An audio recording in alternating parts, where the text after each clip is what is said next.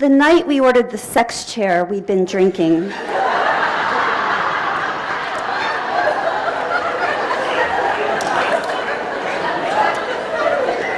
Not a lot, but enough to make a sex chair seem like an investment, like junk bonds or an IRA.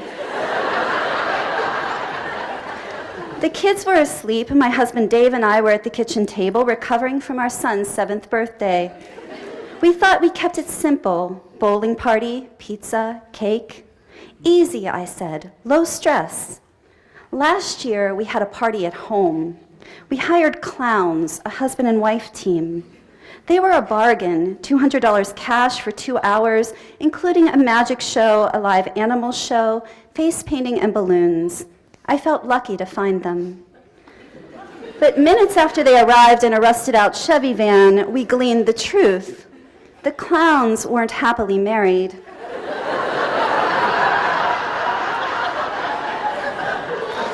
The reason they were late, according to Mrs. Clown, was that Mr. Clown couldn't follow directions to save his checkered backside.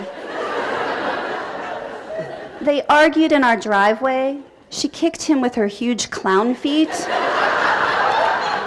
He waved a lit cigarette close to her rubber nose. Later, they let a goose and terrier loose in our basement, made the birthday boy wear a toilet seat as a lei, fashioned a pair of balloon boobs, and set off firecrackers on our new rug. I don't care what we do, Dave said when the subject of our son's birthday came up. No more clowns. And so our party was Low-K Lanes, Dave and I, and 19 sugar-rushed first graders. We tried to keep them from knocking each other unconscious with bowling balls, while our 3-year-old daughter stuffed cake into the automated ball returns. It didn't help that the party had an army theme. The cake was shaped like a soldier in full combat gear. The boys fought over who got to eat the head. I call brains, one buzz-cut kid who did gang signs during the group picture kept screaming. I call brains.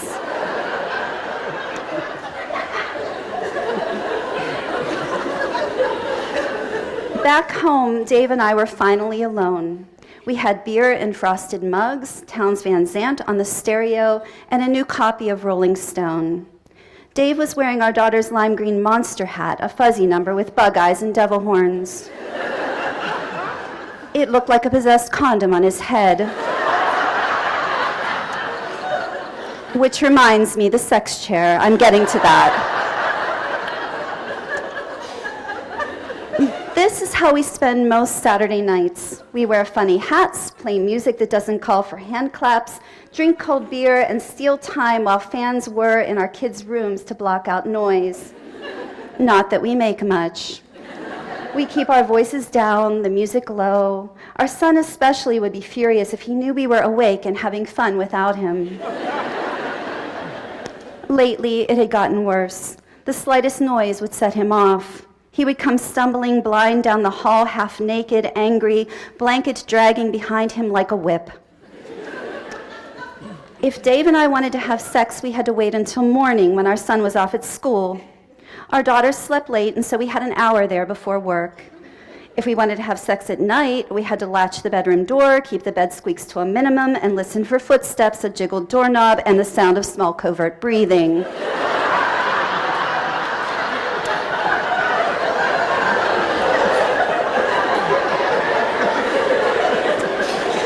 Which is why the sex chair was doomed.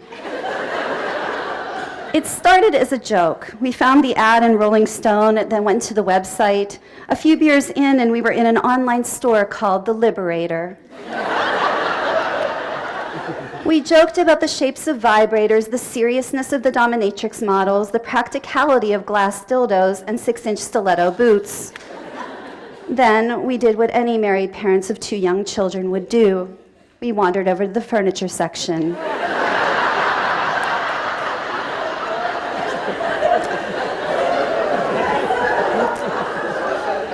New waves to groove, the front page read, put some funk in function. The furniture looked like it came from Barbie's country camper. overstuffed swooshes and everything from earth tones to zebra prints. When not in use for its primary purpose, each piece converted to a chase that promised to recharge sexual energy. My husband and I had been married for 8 years. We still had sexual energy, but it was that word, recharge, that was so appealing. Plus, the furniture looked really comfortable. And it was on sale. "What do you think?" I said. "It's a steal," Dave said, and I dug out the credit card we reserved for car repairs.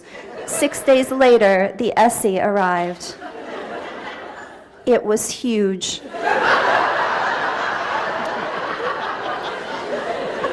The box was plain, unmarked. We had trouble getting it through the front door. The only place it would fit was the basement.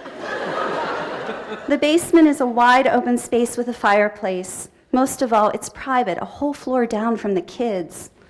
Of course, we'd have to be careful. We'd have to plan. This made it exciting. "Wear thigh highs," Dave whispered while I scraped dried egg off the dishes.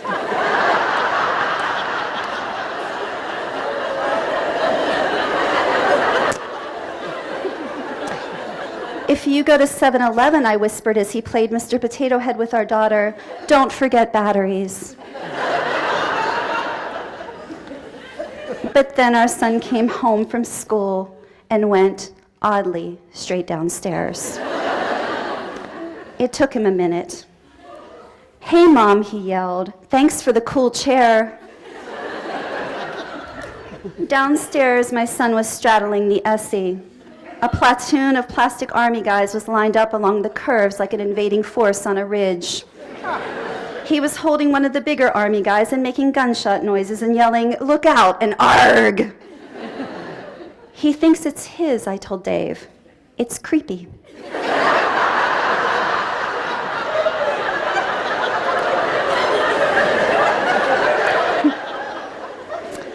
"Don't think about it," Dave said, "and don't talk about it either."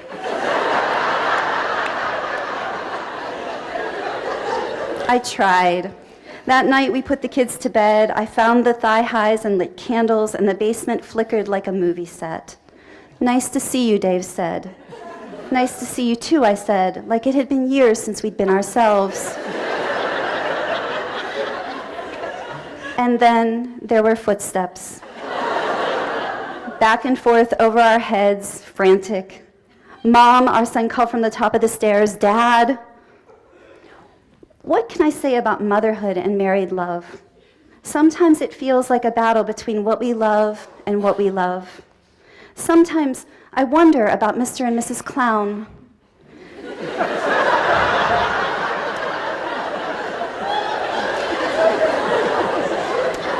It's not every day two clowns throw down in your driveway.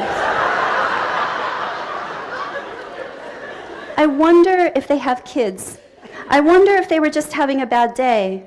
Maybe they're mostly happy.